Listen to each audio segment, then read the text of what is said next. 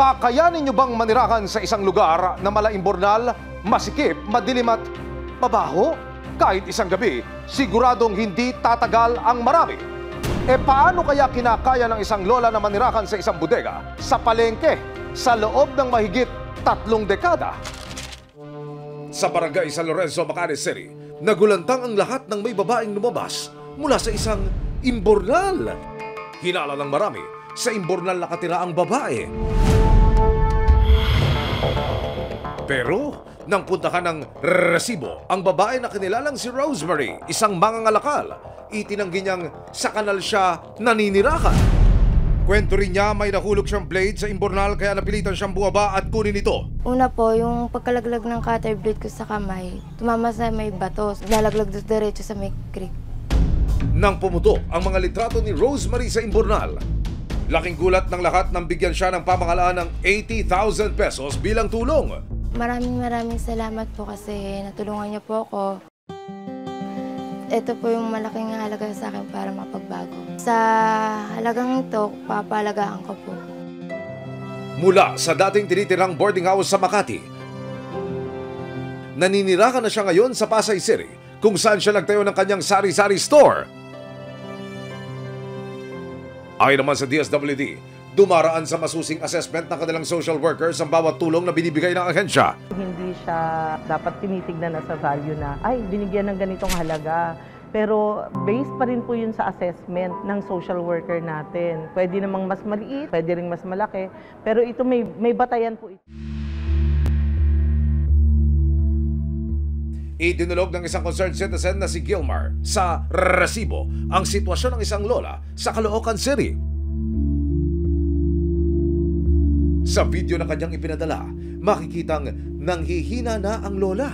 35 years na daw yan. Ilapit natin to sa resibo. Kaya naman ang resibo hindi na nag-aksaya ng oras at agad nang pinuntahan ng senior citizen.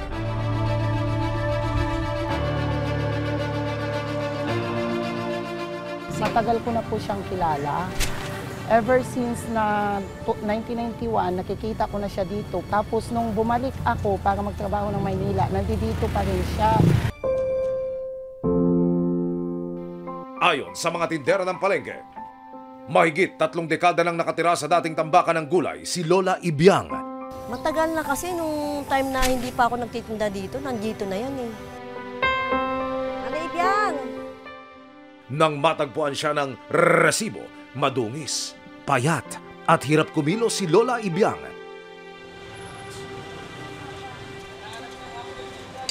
Ano imo complete name? Sylvia. Sylvia ano? Ang ako niya ang apelyido ko sa dalaga ko, Andrali. Ang nag-asawa ko ngayon,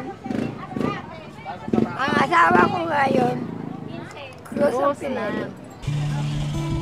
Dati ring tindera sa palengke si Lola Ibiang. At nang humina ang katawan, sa imbakan ng gulay na niya piniling tumira.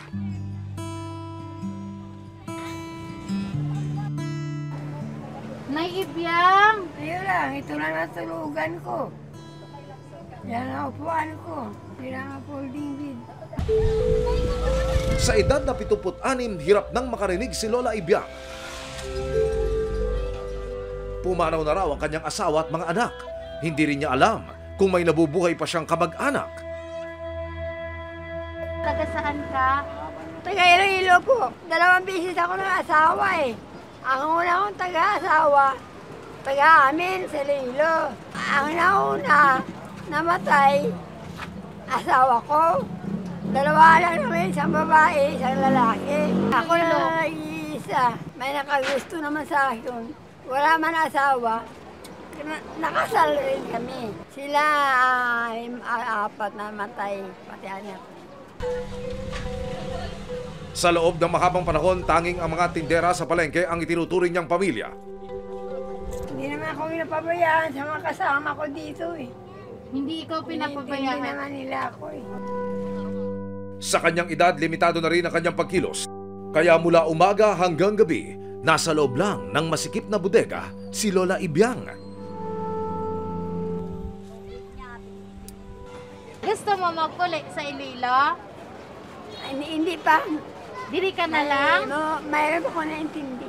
Dito lang ako. May mga paryente ka pa sa Lapos?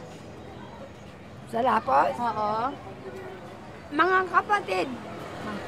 Kaya lang, mga kapatid ko, may mga pamilya na. Oh, Pero hindi ko alam kung saan sila nakatira ngayon. Oh, matandaan mo kung sino mo mga kapatid? Ano mga pangalan ng mga kapatid mo? Ako ang panganay, si Sylvia. Ang ikalawa ko, kapatid ng babae, Crescencia. Tapos ang ikatatlo ko, na lalaki, Angelino siya. Angelino. Tapos, may si Helna, may si Belinda, yun lang. Nang makakuha ng inisyal na impormasyon tungkol sa pamilya ni Lola Ibiang sa Iloilo, sinuyod na ng resibo ang social media at sa aming pagtatanong sa Barangay Libertad Lapus sa Iloilo City, may nagpadala sa amin ng mensahe. Pwede mo mapangalanan kung sino ang anong mga utod? Si Manay Sylvia, si Kisey, si Morito, si Elna, si Hilda, ako.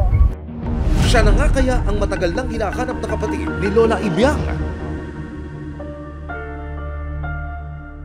Idinulog ng resibo ang sitwasyon ni Lola Ibiang sa City Social Welfare Development Office o CSWDO ng Caloocan City. Nang malaman ang kalagayan ni Lola Ibiang, pinuntahan ng ilang opisyal ang palengke.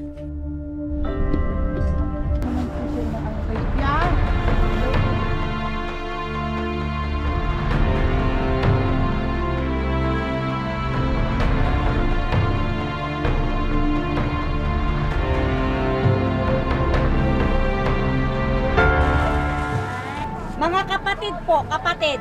Mga kapatid, may mga asawa na pero hindi ko alam. Ay, Wala dito. wala nga. Ako lang eh. Wala ka ng contact. Wala. Sa kanilang initial assessment, wala sa Caloocan City ang kanyang malalapit na kamag-anak. Dahil dito, napagpasyahan ng CSWDO na alisin na si Lola sa kanyang barong-barong at ilipat sa mas maayos na tahanan. Minabuti na rin na mapatignan ang kalusugan ni Lola Ibiang.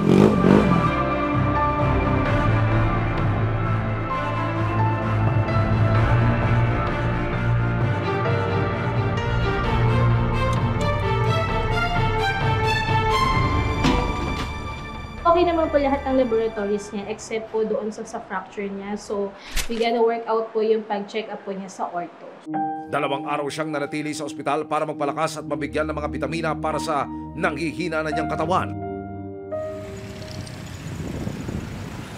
Good morning po, sir. Samantala, patuloy pa rin ang resibo sa pakikipag-ugnayan sa Barangay Libertad Lapus sa Iloilo City. Kilala niyo po ba si Crizelda Andrade? Kilala. Kumpirmado, buhay pa ang 5 kapatid ni Lola Ibiang. 2 rito ang nakita ng resibo sa Barangay Libertad Lapus sa Iloilo City. Ayon sa kanila, matagal na rin nilang hinahanap ang kanilang kapatid. Pero sa loob ng 13 taon, hindi raw naging madali ang pagtuntun sa kanya. Ang kapatid ko nagpunta doon sa kagang pamangkin ko sa Manila. Sabi man ko nga anapin na si Manay dito sa Manila. Kahit balos mo sikot-sikot mo. Amo na ambal nila, wala makuno nila makita. June 3, nakalabas na ng ospital si Lola Ibiang at dinala na siya sa kanyang magiging pansamantalang tahanan. I-refer natin siya doon sa aming temporary shelter. Doon muna siya mag-i-stay habang ipinoprocess natin yung pag-locate sa mga kamag-anak niya, no? At upang ipaalam yung kanyang kalagayan. Si Lola Ibiang, mas maayos at mas malinis na ang kalagayan kaysa noong una namin siyang nakilala. Dumating din sa shelter ang kanyang mga kaibigan mula sa palengke para kumustahin siya. Sino kami? Kilala mo kami? Sino kami? Kilala mo pa kami? Nahintay na lang kayo eh. Nako, nalihintay na po sa akin. Ba't natin mo kami? Pupunta ko sa natirahan ko. Wala ka na tirahan eh. Tigpit ko mga gamit ko. Tignan mo, ang ganda-ganda Malinis nila. siya. Malinis siya. Tsaka malinis, naalagaan. Eh doon hindi eh.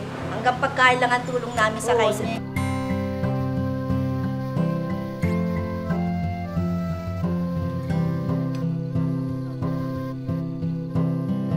Pero ang hindi alam ni Lola Ibiang, may iba pang mangangamusta sa kanya ngayong araw.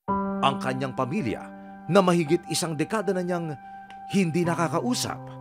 Gusto niyo po ba siyang makita? Nandito ba? Pero gusto niyo pong makita? Oo, makauwi doon sa amin. Papakita namin sa'yo, ha?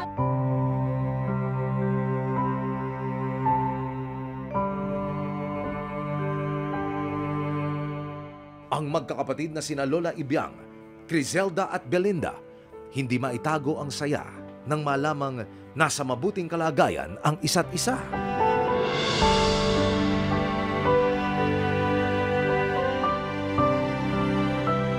Kilala niyo po si Belinda? Kapatid ko. Kapatid niyo po, si Belinda. Si Crizelda po, kilala niyo? Oo. Ayan po sila, si Belinda at saka si Crizelda. Dalawa sila. Opo, ayan po sila. Manay, puli ka na din. Ang bala ko, ang magaling ang pa ako, uuwi na ako. Uwi na po kayo sa Iloilo. Pag gumaling na po kayo. Sa nais ng kanyang mga kapatid na pauwi na lang siya ng Iloilo City, kailangan daw munang idaan sa tamang proseso ang pag-turnover kay Lola Ibiang.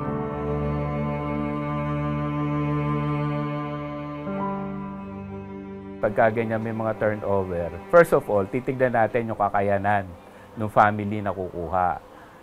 Bukod dun sa legitimate siya na siya ang kukuha, titignan din natin kung may kakayanan sila. Yun talaga ang pinakagusto natin, yung sa mapapabuti yung client natin. Lipay kami nakita sa namon, kag na istorya. Ang gusto na mga magpauli, nagiti sa samon. Maraming salamat sa panonood, mga kapuso. Para masundan ang mga reklamong nasolusyonan ng resibo, mag-subscribe lamang sa GMA Public Affairs YouTube channel